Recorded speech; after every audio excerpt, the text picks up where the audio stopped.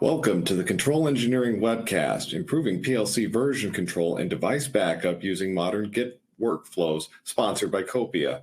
I'm your moderator, Chris Favre. I'm the Web Content Manager of CFE Media and Technology, and I'm happy to join you today on behalf of Control Engineering.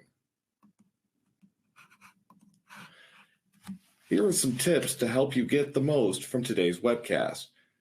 If you're experiencing issues with your slides or audio, refresh your browser or click the Refresh Media button directly under the presenter's picture. You can control the volume of this webcast by adjusting the volume on your computer or by adjusting the volume on the webcast platform. If you are having technical problems with audio or the slide presentation, click on the question mark at the top right corner of your screen to access a list of system checks to try before contacting an online technician. But if you do need a technician, type a message in the Ask a Question box and someone will get to you as quickly as possible.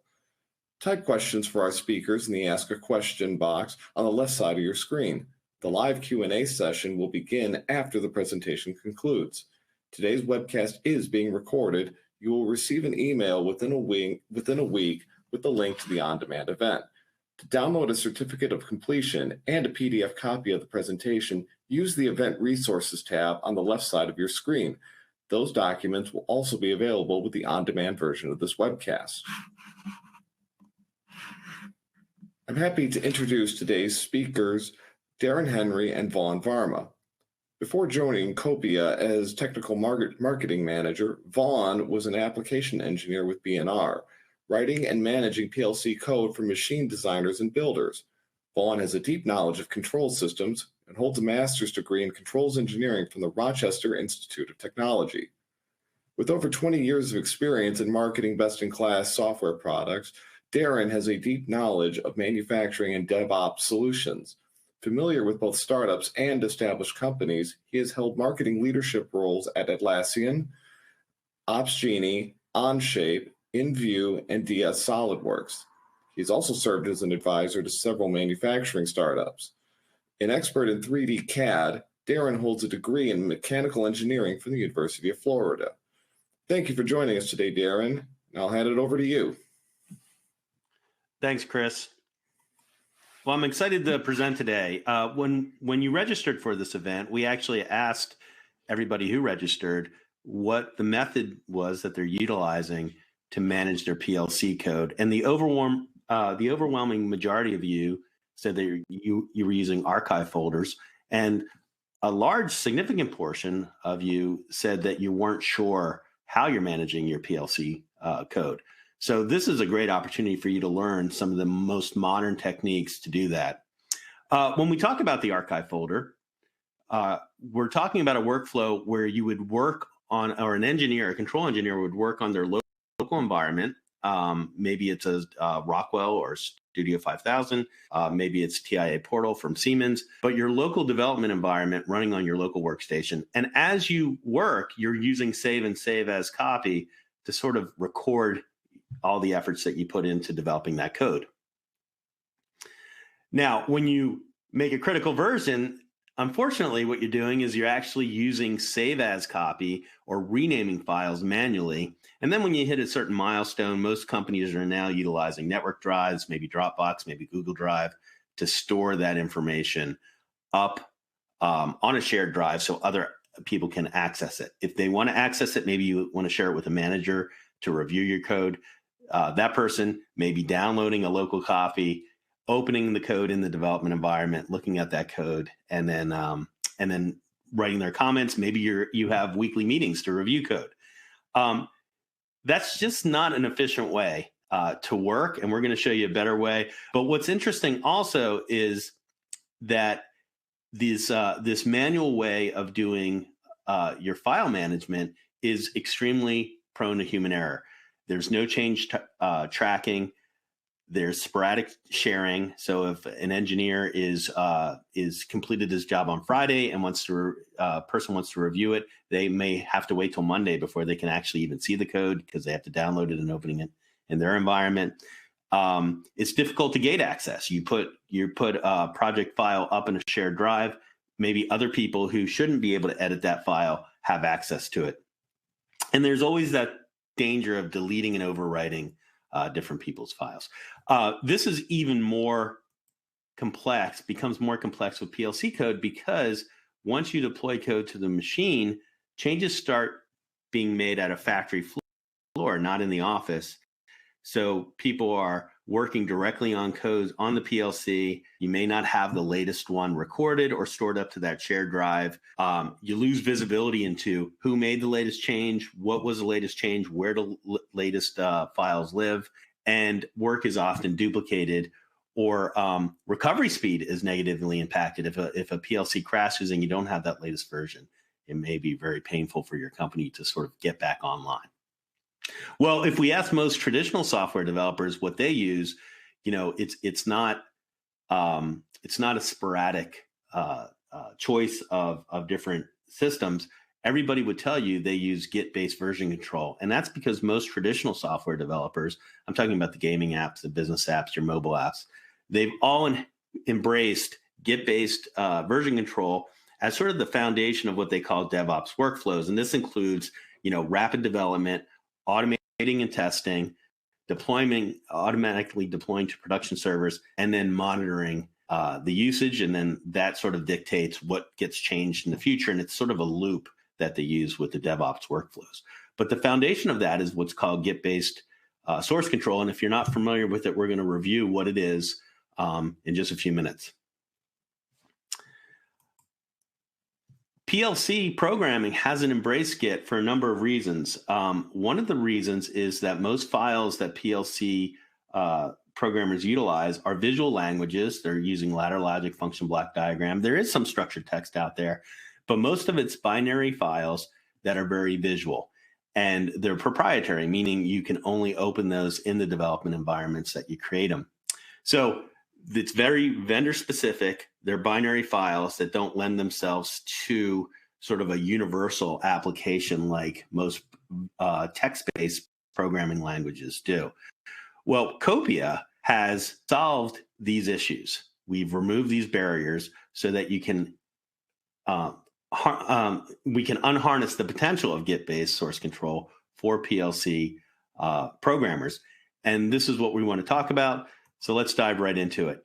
We do have two products. We have Git-based source control, which enables you to track all code changes, visually see the differences between versions, accelerate that code review, and enable engineers to work together on the same project, the same software. They can actually edit the same code base. We also have extended that capability with Device Link, which actually goes out on your shop floor so that you can automatically back up controlled devices, not just PLCs, but robotics and vision systems. You can back up all those different things. You can store them in Git, which gives you the ability to visualize any changes that occur on the shop floor to the code of record. Because we can visually see the differences, we can detect changes and notify you of those changes. So it really becomes powerful because you can visually compare anything that's on the shop floor with what's expected. And it actually changes your security posture because you can catch any unauthorized changes very quickly. So let me explain what Git is. If you're not familiar with Git, Git's an acronym. Most people just say Git, but it actually stands for Global Information Tracking. It was invented probably 2 decades ago for software development. And if you're not familiar, you work similar in a manner that you do with the archive folder. You work on your local repository, which is just a Windows directory with some added files in it that track changes. And as you work and you're saving your changes from your development environment, you might do what's called a commit, and that tells Git that you want to actually make a snapshot of that file. Once you do that, you can actually push it up to a remote repository. The remote repository in our case, for the case of this presentation, is a cloud directory, a cloud database, which Copia manages for you. And you push your changes. So as you work, you're actually decentralizing your data. You're actually putting it up in the cloud with every commit that you do. Now, what's nice is other engineers immediately can see those latest versions and start working with them as well. And if they make changes, they push theirs up to the cloud as well. And likewise, if we have a third engineer, all engineers are guaranteed to be working on the latest and greatest information. So really what I want you to get from this slide is that it's a distributed system where you have a local working directory as well as there's a cloud working directory. As you work, the data is synced with those two directories, and that enables everyone to actually have access that you give permission to have access to the latest and greatest version of that file. The next thing that Git does is actually track all the changes. So I mentioned we call it a commit. So as you do a commit, you'll create an initial file, as you can see by one of the circles on the left, and then you'll make a change, and it will actually record who made the change, when it was made, and will prompt the user for a little description. So you always have more context on what each change is for, and it strings these chains together, or these commits together like a chain. So you literally have a record of the evolution of that project. And if there's ever a problem, like on commit 3, we have an X, you can always revert back to any link in the chain. So the important thing here is that Git is tracking everything in a distributed environment, so everybody has access, and you have all the history. This is extremely powerful because if you're a new engineer assigned to this project, you can immediately get up to speed on how the project evolves, what's been changed, and who made those changes, so you know who to contact if you have any questions. What's also nice is the ability to visualize the differences between each of these little commits. And let me show you how Git does it. So we mentioned Git was originally envisioned for text-based languages. And this is Python code. And you can see some of the colors here. We have red and green. Red indicates a line of code that's been deleted. Green indicates a line of code that's been added. So what Git will do is it will actually show you the differences between versions and will highlight that. So if you were reviewing this code, you would just review those highlighted areas and you could see what's changed since the last commit. It's pretty powerful. And of course, I mentioned that Copia has done some diligent work to unlock this potential for PLC. And this is how we highlight changes. Here's a ladder logic. This is, I believe, is an L5X file. You can see on the left, we have each of the commits, each of those versions. And as you highlight those, you can actually see, and in this one, you can actually see that the bottom rung has been deleted. So these are the types of things that are extremely powerful. What's also interesting about this is we're not viewing this in the original development environment. This can be viewed right in a web browser. So we mentioned the collaboration capability. An engineer could actually post a change and their manager could review that change right from a web browser, maybe right on an iPad. So it's really convenient and quite powerful. There's some added benefits as well to Git, and one of them is protecting your code with a concept called branching and merging. You have a main line of code, and each of those commits is designated by a circle here. And what an engineer can do if they're doing an enhancement is actually branch off and sort of work in that code. You see the new branch at the top of this slide, work on that code in sort of a sandbox so their changes don't disrupt the production code. When they reach a milestone and they feel that they've completed the task, they could actually do what's called a pull request. And a pull request will tell somebody, perhaps it's a manager who has authorization, or you could, if you're a small company, you could give everybody this authorization. They're able to pull that change, that yellow circle, into the main production branch. So when you're ready. So all the work in progress that you do, you can do in a sandbox. And then when you're done the project, you can actually do a pull request and merge that code back into the production line, which is really nice. And remember, all these circles that you're seeing on my screen, you could revert back to any of them at any time. And you can actually see the changes between all those different circles. So it's quite powerful. And this is really interesting in a multi-user environment where you have multiple engineers working together, because different engineers can branch off, create their own branches. The one on the left may be creating a new feature, or sorry, the one at the top may be creating a new feature in yellow. The one at the bottom in sort of a cyan is doing a bug fix.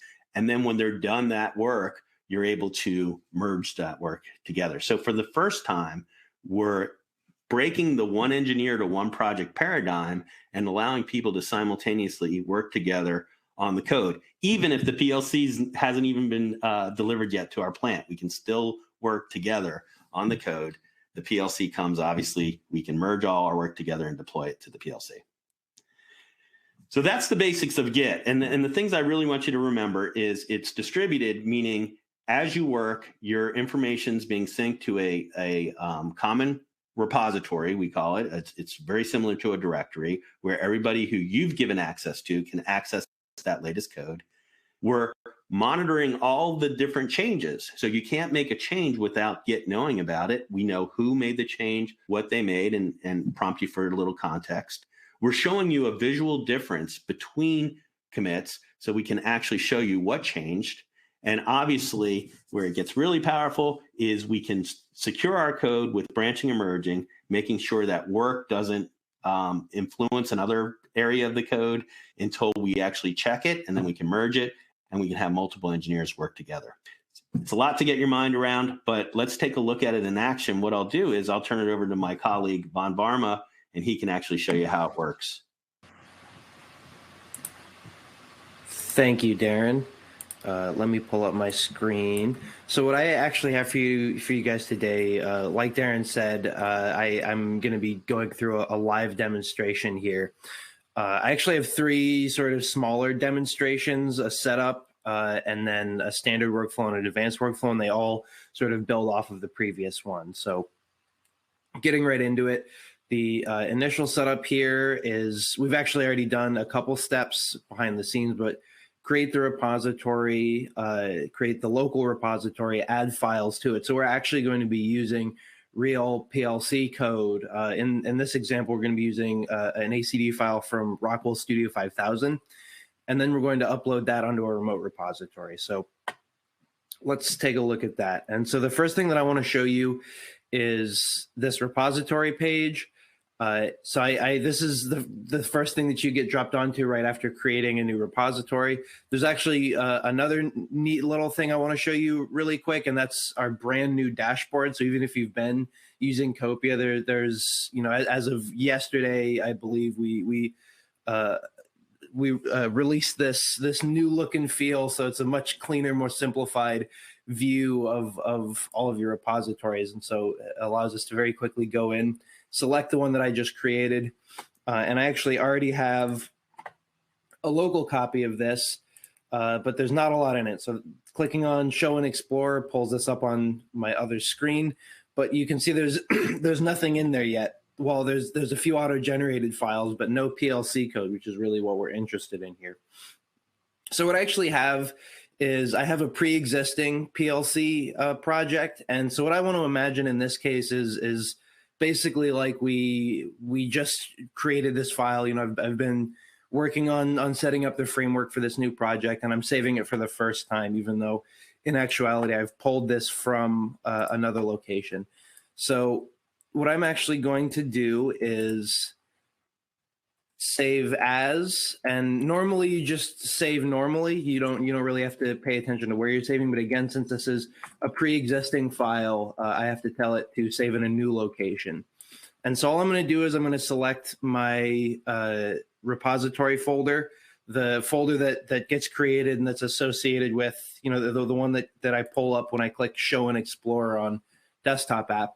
And I'm just going to save the project there. So another way to migrate is you can drag and drop or copy and paste anywhere where you have your PLC files, your ACD, your AP17 project file for Siemens, or any supported vendor with the rendering capability. You drag the entire project folder into Copia, and it'll be able to recognize immediately that you've added a new file to it. So again, loading Copia's desktop app back up, you can see the project view actually rendered right here in this main panel here, and that allows us to see, we can see some ladder logic here. We can actually see function block diagram as well. We can take a look at tags. So this is a very quick render, and it actually a lot of times will load up faster than Studio 5000 will. So this is a quick and easy way to see everything that's in the project.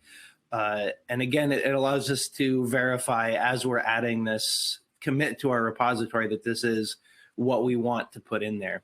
And you can see there's a little plus sign for a new file. There's a different icon, a different color for a changed file. And The next thing that we do, so we've already saved this file. Copy has recognized that there's a new file, but we haven't actually committed anything yet. So that's the next step here is to add a little message. So this is the prompt that Darren was talking about. And that will allow us to add a little one-liner and optionally a description, which we'll get to in the next portion of this demo. But you can see here there's an auto-generated message. There's create file name. So really this is an opportunity for the developer to give a little message describing what they're doing in this change. And what we're doing is we're adding a new file. So create file name is actually pretty appropriate. So we're going to let it use that default auto-generated message. We're going to click commit. And what that's going to do is that's going to create a commit again in our local repository. So this doesn't exist in the remote repository yet. You can see a little up arrow here and a little up arrow up here indicate that this commit has not yet been pushed to the remote repository. And we can, again, before pushing, we can take a look under this history tab. We can see, again, the entire contents of this file here. And the last thing that we have to do to share with our teammates is just to click push. And as soon as that pushes, it will copy all these changes, this new file up to the remote repository. So the next thing that we want to do is I'm just going to go back to into our web app under the remote repository, reload this page, and you can actually see that it includes this list now includes our new file that we've just added and the auto-generated commit message that goes with it. So if we click on the file name here, we can see the file, this version of the file rendered here in Copia's web app. So that's pretty cool because it allows a few things right away. One is you can actually see your PLC logic here in a web browser. So I don't need to have the IDE installed. I don't need to have the code downloaded even to be able to view it. So that's pretty powerful as a tool for engineering managers, senior engineers, to have all that management happen on our web app. And another nice thing about it is if we go back to our dashboard, that'll put this message up at the top. It'll essentially let the whole team know, hey, there's a new repository, there's a new file in it, and it'll invite my team to take a look. So it allows my manager as the contributing engineer here to be kept up to date on all of the code that I'm writing, all the contributions I'm making. So that's all that there is for the initial demo. So what I have next for you is a standard workflow that builds on top of that. And this is basically your day-to-day for a typical controls engineer. So this will be actually making some changes to our code, to our PLC logic. It will be checking those changes out in Copia's desktop app, committing them, and then pushing them. And the commit and push procedure are going to be essentially the same as what we just went through. So in this case, I'm actually not going to be using Studio 5000. Oops. I'm not going to be using Studio 5000 to make the changes here. I have another version of this file that I think has some more interesting changes. So I'm just going to copy it from one into the other, from a folder that I had ahead of time into there. So again, this procedure is not necessary, and I'll show you later in this demo what it actually looks like to edit the file normally as in normal development, save it, and then look at those changes in Copia. It doesn't really change anything.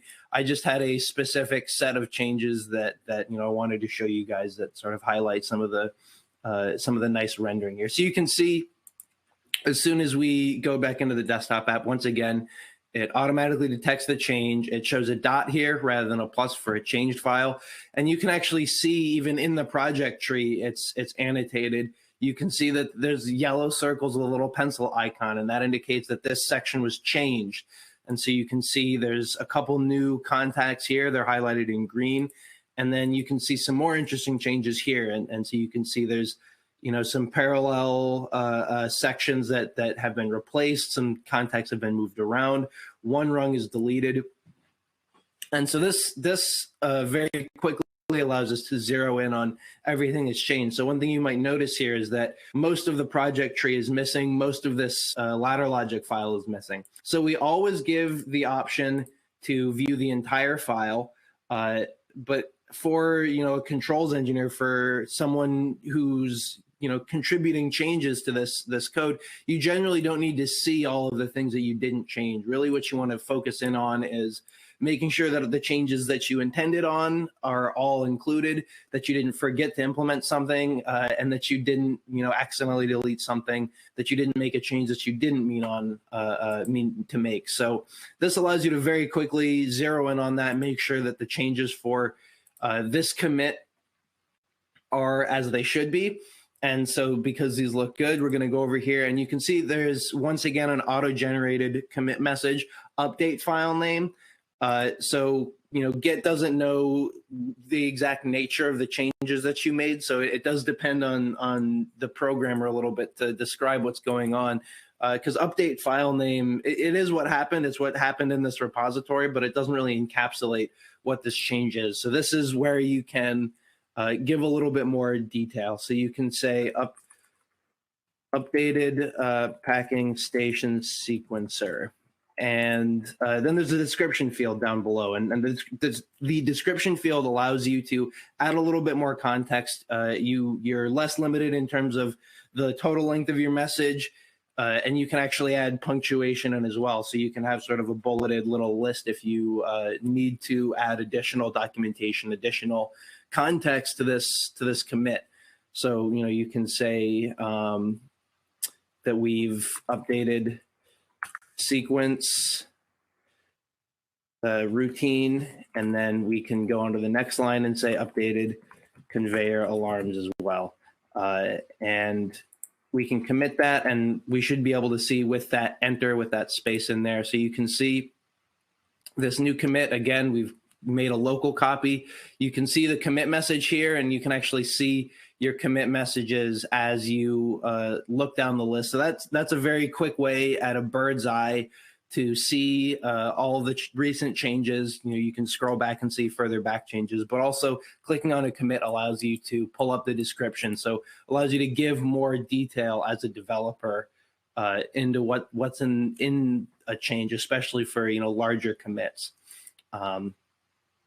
So again, we can take a look at those changes here. We can push these changes, and the push is exactly the same. You just click that button. You can also click the push button here on the changes tab if you've committed all your changes. And as soon as we do that, we will be able to go back to the web app.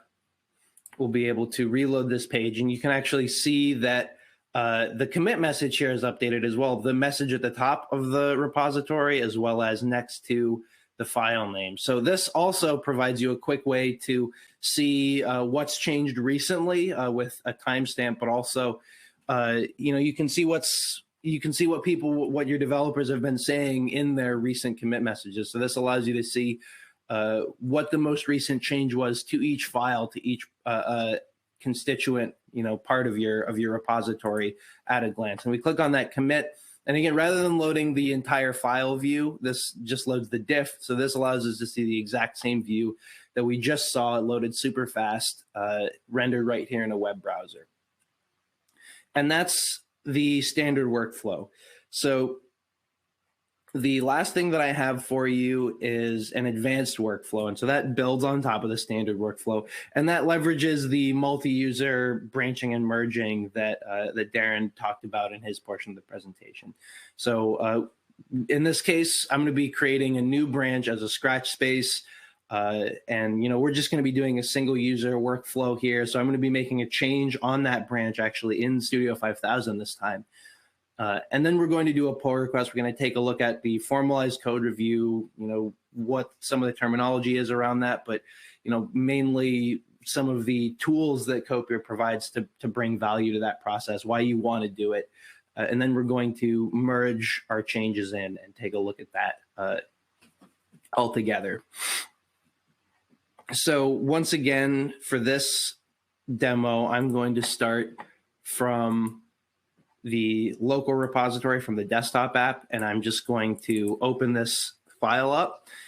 And so this will take a moment, but I want to show you guys again what this change looks like in the actual Studio 5000, in the development environment, what it looks like to make a real change, and how little it really affects your total development cycle, to just add a little commit and a push and occasionally a pull to stay synchronized with your team.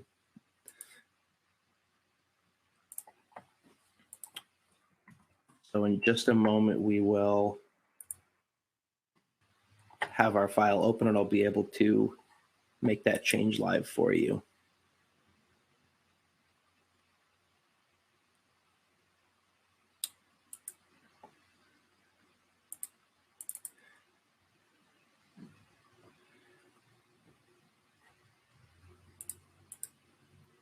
All right, sorry, this is taking a little bit longer than it usually does. Studio 5000 does not seem very happy today, but we are loading up. We are getting in there.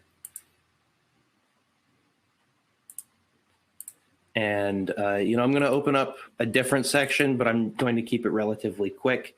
So I'm going to copy a contact down from down here, put it up here, and I'm going to cut a contact from over there. So these are going to be a little bit careless of changes. I'm not really looking at the actual resultant behavior here, but hopefully you guys can see I made a couple of changes. I actually am going to go into a tag list as well and make a quick change in the tag, so we can say that we know that we've updated the behavior and we don't need those variables anymore. So this time I'm just going to Control S, save normally. So I've done that. I've pressed Control S, and as soon as I reopen Copia's desktop app, you can see again, a normal development workflow, and all you have to do is at the end of a development, when you've sort of reached a little milestone, you commit and push. So one thing that's good to note here, especially with larger files or with more significant changes, you don't actually have to wait for Copia to render your changes. You can actually commit and push immediately without waiting for the render at all. But as you can see, it happened pretty quickly. It worked pretty quickly here, so we didn't really need to do anything like that. So you can see there's actually a different color and a different icon for these elements because they've been deleted.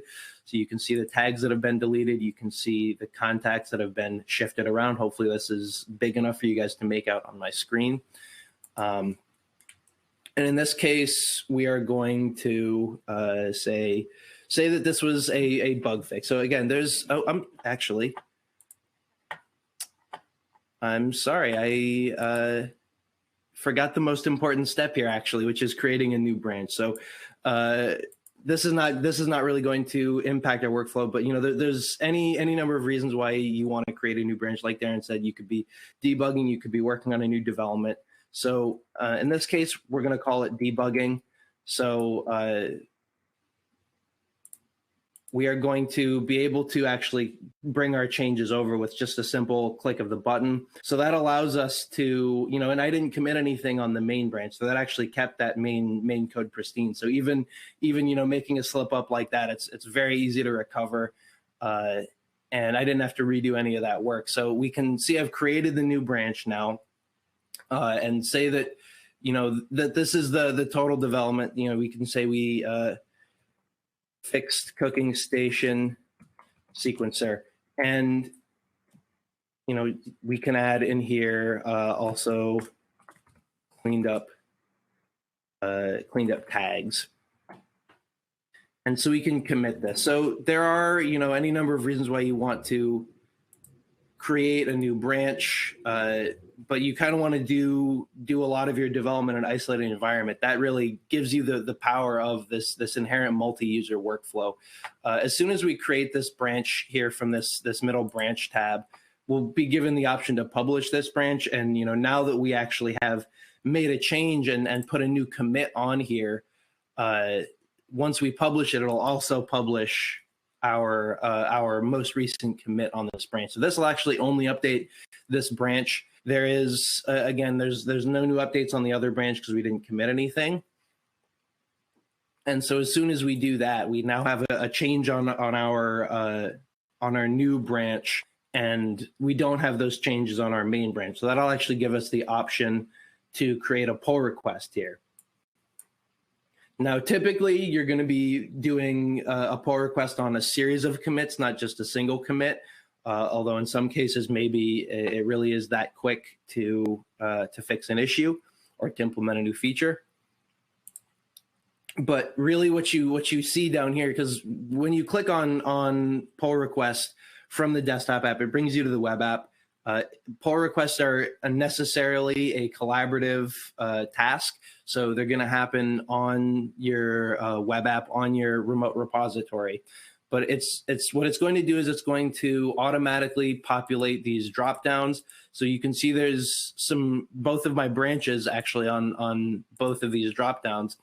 And it automatically pulls the default or master or main branch into the merge into branch and the branch that we were just on in the pull from branch. And what this actually does is it will compare the total states of those branches. It doesn't just look at one commit. So if you have commits on both branches, it'll actually aggregate all of those together and show you in one view what all is happening in this code review. So it's a very convenient way to look at, again, everything that's going into this code review.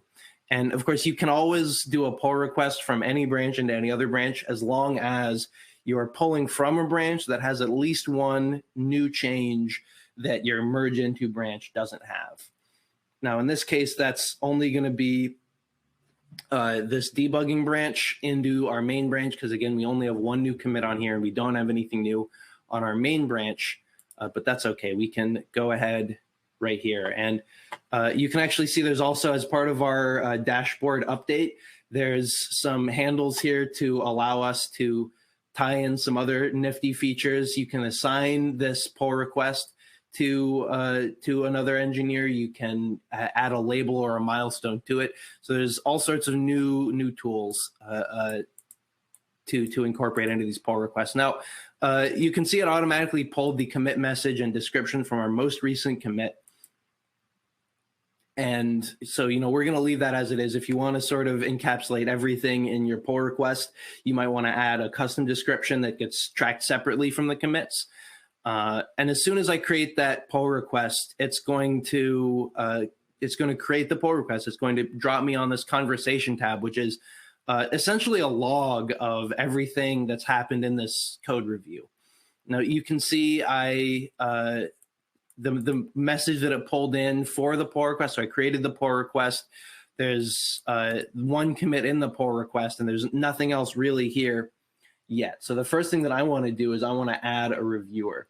So there's actually some really neat tools that we're not going to really get the time to dive into that will allow you to actually gate access to changing mainline code. So you can have a pristine production branch that you're only allowed to merge into with a certain number of approvals from a whitelisted team and no requests for any changes from anyone on that team.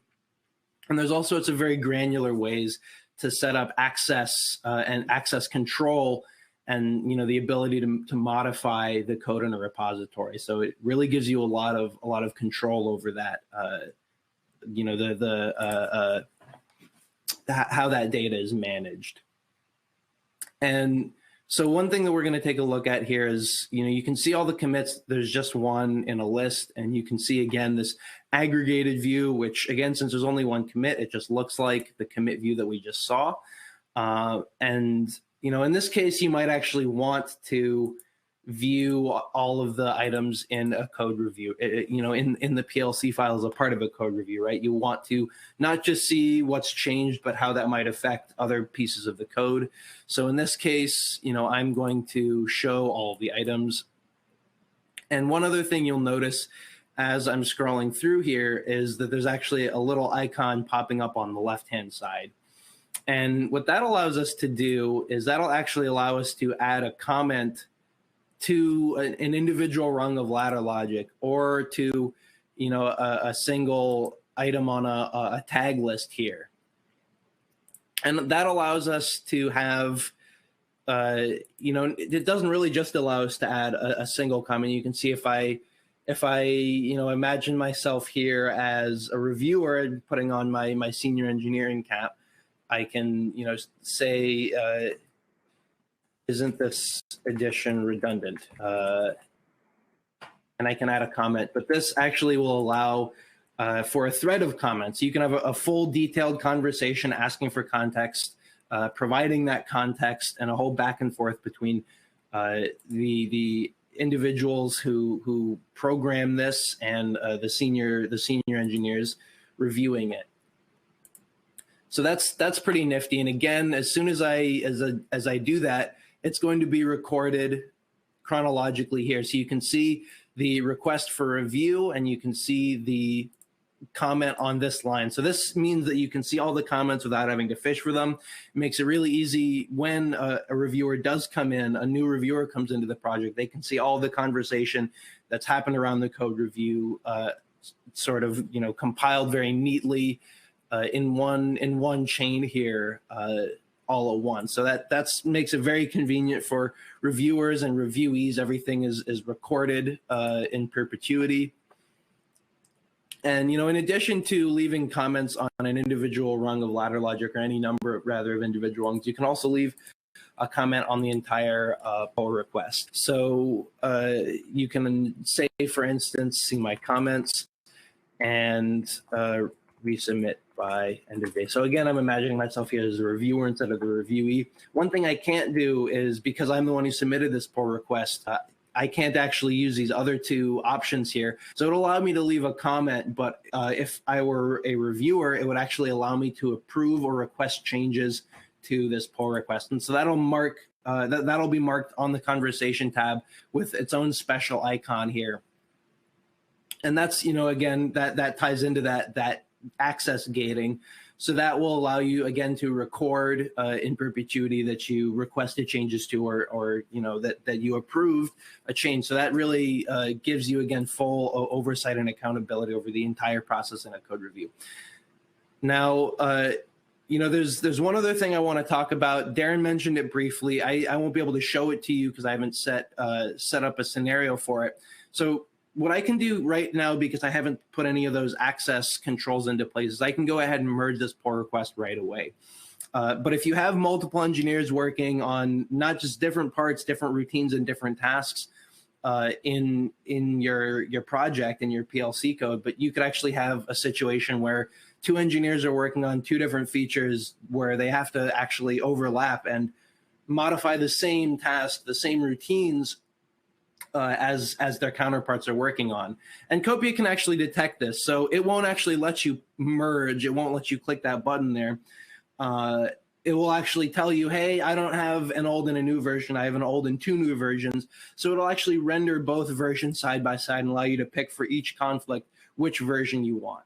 So that's actually a really powerful tool, and it makes sure that there's never a race condition or anything where you accidentally override a change. You always will know at all points in time that a person has made the decision to allow a change to happen, to prefer one version of code over another. So you have that accountability there as well in place. Because I don't have any of those situations, we only have one set of changes on one branch. So there's no way that we can have a conflict. It let me merge. It let me merge right away. So I did that. And now it'll actually prompt me to delete this branch, which I can do if it's a short-lived branch, and maybe for debugging, that's the case. You can actually have longer-lived branches, so you can actually continue working from this branch. You can continue working on main and pull into debugging. There's any number of ways to arrange your repository and the branches within it. So one thing I want to take a look at before I hand it back over is if we go back over to this, the repository page, we can actually see that not on any one file, but on the the repository as a whole, the pull request left a merge comment, a commit for the pull request. And you can actually, if you look at the main branch, you can actually see that the pull request takes the form, the merge takes the form of a commit. So that's, that allows us to, again, just like any other commit, allows us to go back and see exactly what changed in that version, allows us to undo those changes or to retrieve a version from before we made that change. If, for instance, a mistake was made during merging or during the development of the feature, we can roll that back extremely easily. Now, one thing you might notice is that there's only the commits on the main branch here. There's actually another way to look at that with the commit graph here. You can actually see the commits on the debugging branch don't include that merge commit. And we also, we also have this tool here, the commit graph, that allows you to see all of the changes on all of your commits at once. So sometimes it can be useful to see one branch at a time, but a lot of the times it's helpful to see all of your branches. You can see, again, everything that we went through in this webinar, in the demo portion of this webinar today. I created the repository, added a file to it. We made a change to it. We branched off. We committed a change on that new branch. We didn't commit anything on the main branch, and then we merged those changes in to the main branch. So this allows you to very quickly see, again, at a glance, how the code has been developing and flowing into and out of itself over time. So another useful code management tool. And with that, that is the advanced workflow that I have for you guys. So with that, I'm going to pass it back over to Darren. Okay, thanks, Bon. So we see a ton of questions coming in, and one of the most common questions is, what PLC vendors are you working with? So right now we have consistent Git workflows for Rockwell, Siemens, Schneider Electric, Wago, CodeAssist, Beckhoff, Lentz, and ABB. Now the next question people ask are, what versions of PLCs for each of these vendors? And I encourage you to go to our website. The good news is we're adding vendors all the time. We have an aggressive roadmap to add other vendors to our list. And these brands, when I say we support them, we actually will render their function block diagram or ladder logic in the browser and show you those diffs. But I do want to point, and this is very important, Git or Copia with Git can be utilized to manage all files. It's just, so you can put pictures up there, you can put DXF files, you can put CNC files, anything, vision system files, but we will render the ladder logic, the function block diagram, and the text. The visual formats are the ones I'm showing on the screen, and then the text will always render for you as well. One of the nice benefits too, and there's a question related to this, is that we can actually integrate with your business apps as well. So imagine if Vaughn made a change to a PLC code and then did a commit, I could actually be notified for that in Slack or Microsoft Teams. Git connects, Copia connects to your business apps. Somebody asked about ticketing and work management. We can actually connect with Jira, or we have Zapier support. So we're using webhooks on the backside, so we can actually connect to almost any business app. So if you're using Jira to do your work management, creating tickets for different engineers, you can actually have those changes appear right in Jira from Copia. We also have a Discord integration. So one of the things we wanted to talk about very quickly is not only do we have Git-based source control, we can actually install a small agent on your manufacturing network and use what we call device link, which will connect and run jobs that you can actually schedule, or through a custom cron job, you can schedule backups, right, from your manufacturing floor. And then we use a secure connection to actually work with Copia, and we'll show you a dashboard of all the jobs running. We'll show you their status. And what's really exciting is we can detect changes. So we can visualize the code that's on your control devices and actually show you changes, just like Vaughn showed you, highlighting between versions. This is extremely powerful because so many maintenance engineers will actually make changes on the shop floor, number one. And number two, if something's running wrong, you can actually pull up the last backup, compare it to the system of record, and actually tell if the change was unauthorized or not. We give you a quick navigation. And one of the nice things we can also do is you can track different machines to be notified for proactively, as well as set up filters so that you can filter what you actually consider a significant change. So if you want to neglect tag changes, you can set that up as well. And those vendors that we support for device backup include Rockwell, Siemens, Code Assist Backoff. We actually have written direct integration to Fanuc Robotics. We have FTP support, so any device that supports FTP, most of your vision systems do, as well as custom scripting we support as well. All right, couple more slides, and then we'll get to questions. The main reason why people are moving towards Copia, and we've been shipping product for about 15 months now. We have a ton of customers, including electric vehicle customers, theme parks, a lot of food and beverages, and big system integrators are using Copia.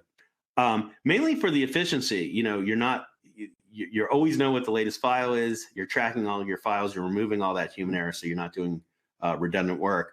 But the big thing that we're finding is quality is increasing. People are checking their code more thoroughly. They're collaborating better with their peers. Maybe you have junior engineers working with senior engineers, and the senior engineers are checking their code as they go.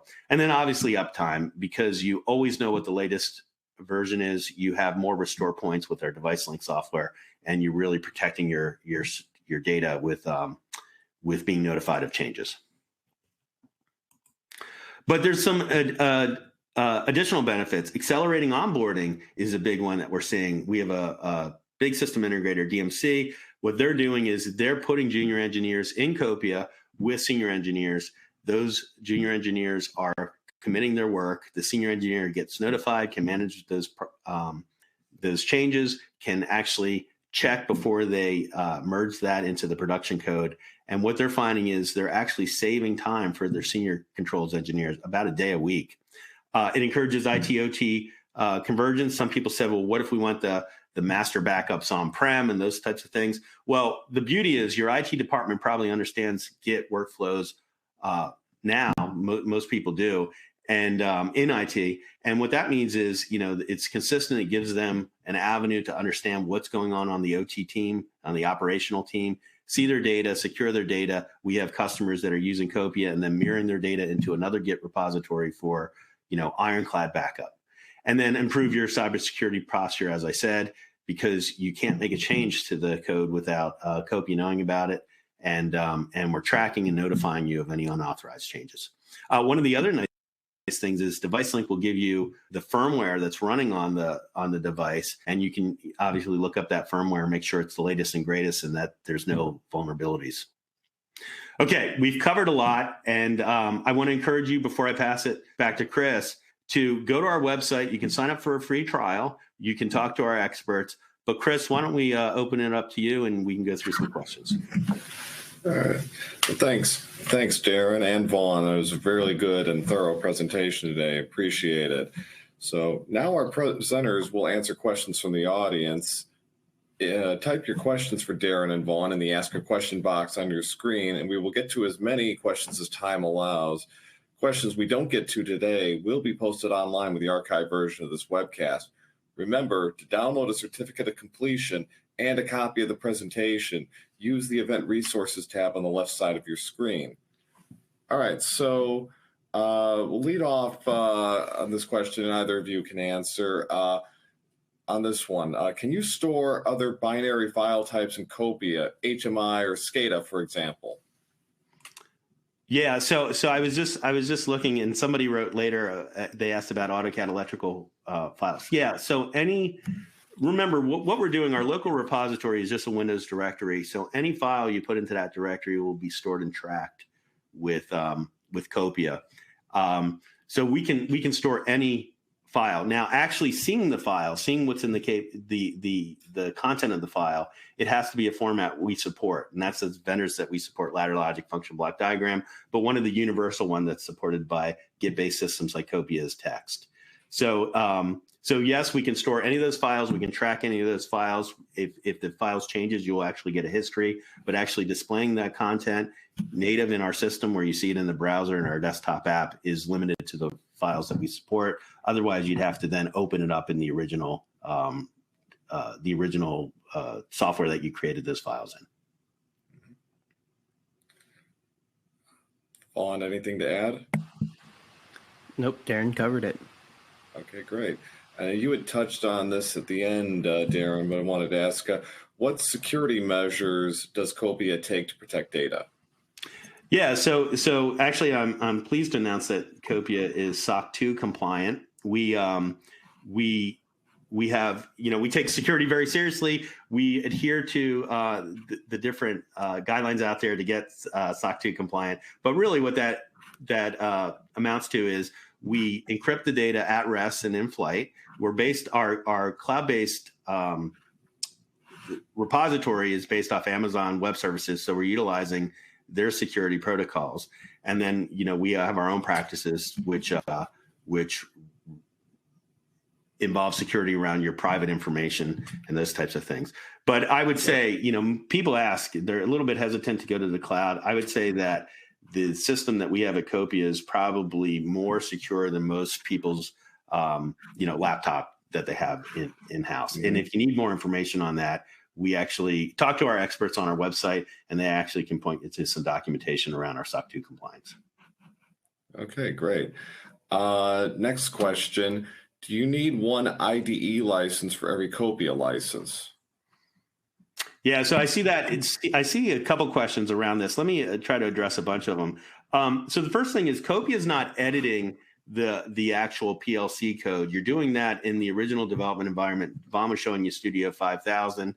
So if you want to create or edit the PLC code, you're going to need one of the vendor development environment. IDE is integrated development environment. But in our plans to actually view the code, to make comments on the code, where Vaughn showed you sort of rung level comments that we can do, and to actually do things like, I guess even merge the code, you don't need the development environment to actually do that. So what's really nice is in our enterprise plan, and people are asking too, Chris, about our pricing structure. What you do is you pay per control engineer who's actually editing or creating code, and then the management who's checking the code could actually just use a read-only license of Copia, so you don't need the development environment. Mm-hmm. So you can really consolidate your costs around your development of PLC code. Okay. Next question. Is this subscription-based, and is there a desktop version with network or external drive repository? Yeah, so it is subscription-based, like I just said. But we do have two components. We have a desktop app, which Vaughn was mainly working in, and then we have the web-based app. The two come hand in hand. The subscription actually gets you the license of both. But as I said, a read-only license just needs the desktop app, and needs the web app, and you can have unlimited of those with our enterprise plan. So people ask, how do they get started? Usually with a team, we put one license of Copia with one license of with every control engineer who's creating or editing PLC code. Okay. Next up, what if our company wants the save master files on-prem? Yeah, so Vaughn, you might back me up on this. So the fact that you're using Copia won't change your ability to save, redundant files on-prem. Let's say you wanted an extra backup directory. Anything that's in the Copia directory, you could download if you have authorization to do so. But with this, remember, you're storing the files local. You're storing them in a special local repository, so that really is on-prem. And then it's actually pushing it up to the Copia servers, which are standard model is our AWS hosted service that Copia has. It's a multi-tenant SaaS model. But we also have the ability for enterprise users of large size to actually do a VPC, which would be their virtual private cloud as well. So there's a lot of different installation capabilities that you can get, or installation options with Copia. And the best way to learn about those is to go to our website and talk to our experts. Yeah, the one thing I would just like to add to that real quick is that, it is a distributed system. When you have a local copy of the repository, you don't just have a reference to the remote repository, you have the entire repository. So, if you want a repository kept on-prem, like Darren said, the local copies are on-prem, you can set up a service to just pull to make sure you always have the most recent remote repository. There's any number of ways to make sure that you have another copy saved, however you would like, that reflects the master version. All right. Well, thanks again, everybody, for your great questions. And thanks also to our speakers, Darren Henry and Vaughn Varma, for sharing their time and expertise this afternoon. Also like to extend special thanks to our sponsor, Copia, for sponsoring today's event. Now that we're just about done, we want to hear how we did. The exit survey will pop up on your screen as soon as the webcast ends. Please take a moment to complete it because we use this information to improve our webcasts. And finally, on behalf of Control Engineering and Copia, I'd like to thank you, the viewer, for attending. This concludes our webcast. Thank you and have a great day.